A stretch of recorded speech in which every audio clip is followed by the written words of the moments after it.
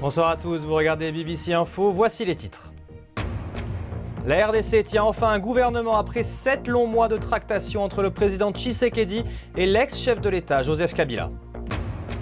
La lutte contre le terrorisme au Sahel va s'élargir à tous les pays de la CEDEAO, une annonce du président français Emmanuel Macron et de son homologue burkinabé Roch-Marc Christian Kaboré.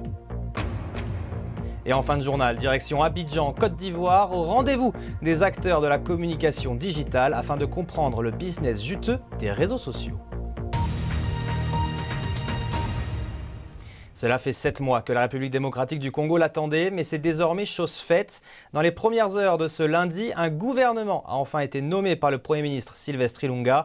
Après de longues tractations pour les ministères clés, cette coalition inédite entre le président Félix Tshisekedi et l'ancien chef de l'État congolais Joseph Kabila voit enfin le puzzle se compléter. Mais alors, quelles sont ses composantes et jusqu'à quel niveau pouvons-nous évaluer l'autorité du président Tshisekedi? Premier élément de réponse avec notre correspondant à Kinshasa, Pauline Musalia. Ce qu'on remarque, c'est la nouveauté de cette équipe gouvernementale. Elle est composée à 3/4 de personnalités qui n'avaient jamais été au gouvernement. Deuxième élément à signaler, c'est le nombre de femmes qui s'est accru. On parle de 11 ministres au total qui sont des femmes. On est loin de la parité voulue par la Constitution, mais c'est au-delà des différentes équipes gouvernementales qui se sont jusque-là succédées. Ainsi, c'est une femme qui va désormais être la nouvelle ministre congolaise des Affaires étrangères. Ainsi, le président Félix Tshisekedi conserve la main sur un certain nombre de ministères considérés comme régaliens. C'est le cas de la diplomatie, c'est le cas du ministère de l'Intérieur ou encore celui du budget. Quant aux partisans de l'ex-président Joseph Kabila qui ont la majorité au Parlement, eh bien, 2/3 des ministres sont issus de ce camp politique. Ce nouveau gouvernement devrait être investi dans les tout prochains jours au Parlement qui a déjà été convoqué en session extraordinaire.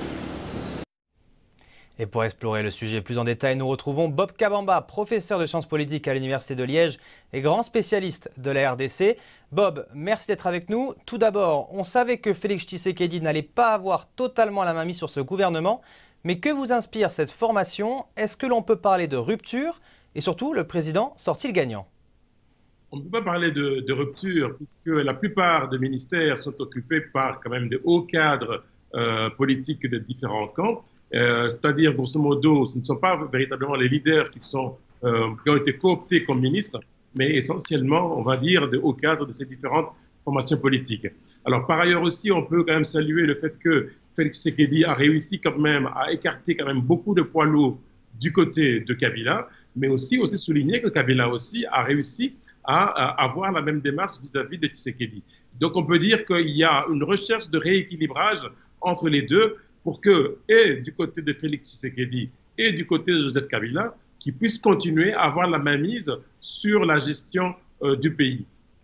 Bob, on a eu 7 mois de tractation, donc beaucoup de retard. Du coup, quels sont les défis immédiats auxquels les ministres devront s'attaquer? Il y a beaucoup de défis qui attendent ce gouvernement. Donc, le plus important et le plus urgent, je pense que c'est la gestion de la crise Ebola qui sévit dans l'est de la RDC. À côté de cette crise, il y a bien sûr la question de la sécurité qui est toujours récurrente et la promesse faite par Félix Tshisekedi qui est de lutter contre la corruption et d'assainir les finances publiques et aussi ajouter la question qui vient d'être dans l'actualité. Il s'agit de la gratuité de l'enseignement qu'il a promis et qu'il veut mettre en œuvre de manière assez urgente. Je pense que ce gouvernement va avoir beaucoup de travail, mais pas suffisamment de moyens pour essayer de mettre en œuvre la politique de changement et de rupture que le président Tshisekedi voudrait exécuter. Rapidement, Bob, l'opposition, la coalition Lamouka, a déclaré qu'il y avait trop de membres dans ce nouveau gouvernement et que ça allait peser beaucoup trop sur le budget de l'État. Qu'en pensez-vous? Est-ce que cette critique est-elle vraie? cette critique, elle est fondée du fait qu'il y a 65 ministères. Alors, 65 ministères, vous devez multiplier par les frais de fonctionnement. Et comme vous savez que les frais de fonctionnement sont essentiellement payés mensuellement, ça veut dire qu'une bonne partie des finances publiques congolaises qui sont déjà maigres vont être consacrées au fonctionnement du gouvernement au détriment des autres priorités que l'on a pu identifier tout à l'heure. Du coup, est-ce que l'on peut quand même dire rapidement pour nos téléspectateurs, c'est vraiment une grosse question, rapidement, est-ce que Félix Tshisekedi a quand même la main mise sur ce gouvernement? Félix Tshisekedi, on ne peut pas dire qu'il a véritablement la même mise sur ce gouvernement, puisqu'une bonne partie reste entre les mains des Kabila. Par ailleurs aussi, il faut souligner que Tshisekedi ne contrôle pas non plus les provinces qui sont essentiellement pour la plus grande partie, donc 24 provinces sur 26, sont entre les mains des Kabila. Donc on ne peut pas vraiment dire que Félix Tshisekedi a véritablement la main mise sur ce gouvernement. Je pense plutôt que ça va être une gestion à deux, une gestion duale entre d'une part Félix Tshisekedi et Joseph Kabila. Bob Kabanga, merci beaucoup en direct pour nous depuis Liège, en Belgique. C'était le rendez-vous du week-end. Les leaders des 7 plus grandes puissances du monde étaient réunis à Biarritz, dans le sud-ouest de la France, pour 3 jours de discussion sur les grands sujets internationaux. Mais le président français Emmanuel Macron avait aussi souhaité inviter des chefs d'État du continent africain pour discuter de nouveaux partenariats et du développement du continent. Parmi les thèmes importants, la sécurité dans le Sahel. Emmanuel Macron a évoqué avec son homologue burkinabé Roch-Marc Christian Kaboré et la chancelière allemande Angela Merkel le futur du G5 Sahel et le renforcement de son financement. Je crois la force de l'initiative qui est prise aujourd'hui, c'est qu'elle élargit le périmètre de sécurité compte tenu de l'évolution justement terroriste. Et en particulier, elle permet de réengager dans l'aspect sécuritaire les membres de la CEDEAO, c'est-à-dire en particulier tous les pays du Golfe de Guinée qui aujourd'hui étaient hors du G5 Sahel, Côte d'Ivoire, Ghana, Sénégal, etc. Et elle va permettre de réengager du financement international en soutien de ces derniers. Roch-Marc Christian Kaboré, qui est également président du G5 Sahel, s'est donc réjoui de ces annonces, mais a souhaité pointer du doigt la crise en Libye qu'il considère comme l'une des principales sources de l'instabilité au Sahel. C'est une gangrène qui se propage et nous avons estimé qu'il était important que l'ensemble des partenaires trouvent une solution à la question libyenne pour essayer en tout cas de trouver une solution également qui nous permette de freiner la progression du terrorisme, non seulement dans le Sahel, mais éventuellement sur les pays côtiers également qui nous environnent. Et ce lundi, pour le dernier jour de ce G7, de fortes mesures et déclarations ont eu lieu sur le plan international, avec tout d'abord un fonds de 20 millions d'euros pour mieux protéger la forêt amazonienne sous les flammes depuis 2 semaines. Et Donald Trump et Emmanuel Macron ont tenu une conférence de presse en après-midi pour parler de la situation avec l'Iran. Le président français souhaite une réunion entre les États-Unis et l'Iran sur le nucléaire afin de trouver de nouvelles réponses et ouvrir un nouvel accord, ce que le président américain n'exclut pas, mais souhaite faire selon ses termes. Le reste de l'actualité, en bref et en images. La justice gabonaise a renvoyé l'examen en appel de la demande d'expertise médicale du président Ali Bongo. En cause, le manque d'accesseurs et l'audience a été renvoyée au 2 septembre. Celle-ci pourrait déboucher sur un examen approfondi de la santé d'Ali Bongo afin de déterminer s'il est oui ou non apte à exercer ses fonctions 10 mois après son AVC. Au Sénégal, au moins 500 personnes étaient réunies pour la levée du corps d'Amath Dansokho, figure majeure de la gauche sénégalaise. Lors de la cérémonie, le président de l'Assemblée nationale sénégalaise a d'ailleurs décoré à titre posthume Amath Dansokho de l'Ordre national du Lion, car il n'avait, je cite, jamais reculé devant le danger. Et le Kenya a lancé sa première exportation de pétrole brut du pays depuis le port de Mombasa. Plus de 200 000 barils sont en route pour la Malaisie dans le cadre d'un contrat de 12 millions de dollars avec une entreprise chinoise. Le pétrole a été découvert dans la région de Turkana, au nord du Kenya, en 2012. Certains les appellent créateurs de contenu, d'autres les considèrent comme des influenceurs. Une chose est sûre, l'avènement du numérique a créé un nouveau métier. En Afrique, ces stars des réseaux sociaux sont suivies par des milliers de personnes. Mais alors, peut-on vraiment parler d'une industrie de l'influence? Reportage de Tata Diamoso pour Question d'argent.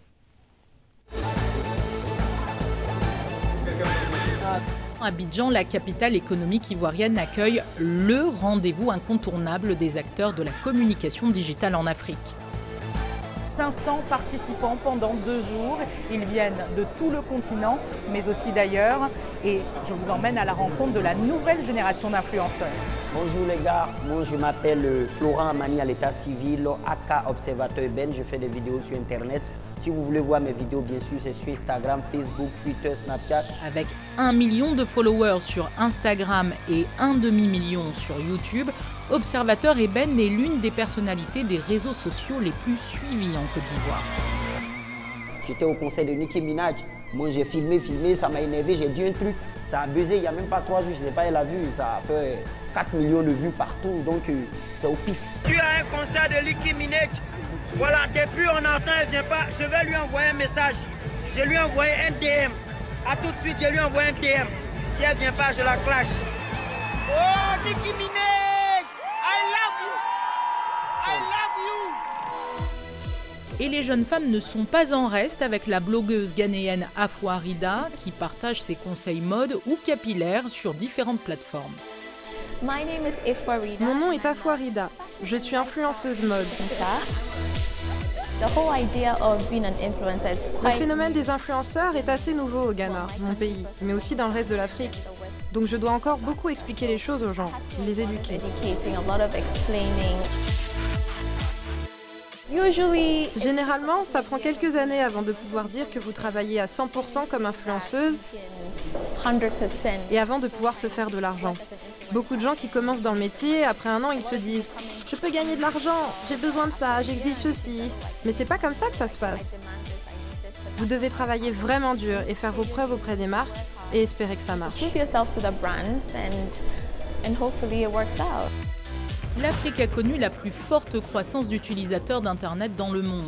Le nombre d'utilisateurs à travers le continent a augmenté de plus de 20% entre 2017 et 2018. Que ce soit Facebook, Twitter, Instagram ou Snapchat, les jeunes sont les premiers utilisateurs de réseaux sociaux.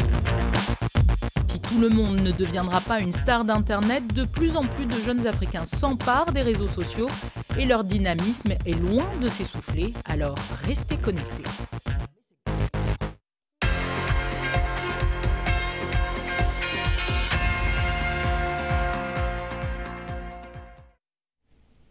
On commence cette page sportive avec la Ligue des champions africaine et le tour préliminaire qui s'est achevé ce week-end sans grosse surprise. Qualification du Horoya de Conakry, de l'AS Vita et de Génération Foot. Place désormais au premier tour avec de grosses affiches car les Sénégalais de Génération Foot auront fort à faire face aux Égyptiens de Zamalek. Les Congolais du TP Mazembe, eux, défieront les Malgaches de Fosa Junior, tandis que l'AS Vita affrontera les Togolais de l'ASC Kara et les tenants du titre, l'Espérance de Tunis, ira affronter l'Elect Sport, les Tchadiens de l'Elect Sport. Rendez-vous le 13 septembre pour la phase allée de ce premier tour. En Première Ligue, Manchester City s'est imposé du côté de Bournemouth 3-1 dimanche et a répondu à la victoire de Liverpool face à Arsenal sur le même score la veille. Mais la vraie surprise nous vient de Tottenham qui s'est incliné sur sa pelouse 1-0 face à Newcastle. Une première défaite pour les finalistes de la dernière Ligue des Champions qui met déjà les Spurs à 5 points du leader Liverpool. Et un mot de balle jaune pour terminer avec le dernier tournoi du Grand Chelem de la saison qui a débuté aux États-Unis à New York. Et dans quelques minutes, les Cadors feront leur début à l'US Open. Novak Djokovic, le numéro 1 mondial, affronte l'Espagnol Carballes Baena. Roger Federer affrontera l'Indien Sumit Nagal. Et puis, en fin de soirée, chez les femmes, un grand classique entre Serena Williams et la Russe Maria Sharapova. Et pour finir, BBC Info, notre traditionnelle image de fin. Et on part aujourd'hui au Mexique, à Guadalajara, où plus de 800 personnes ont battu un record du monde en réalisant, comme vous le voyez, un flash mob de folk.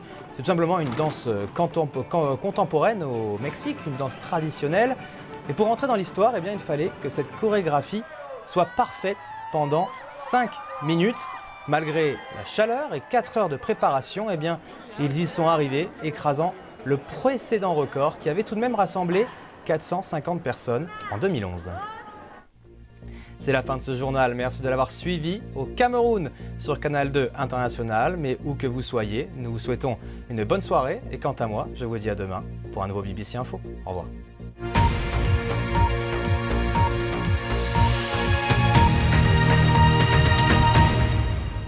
Thank you.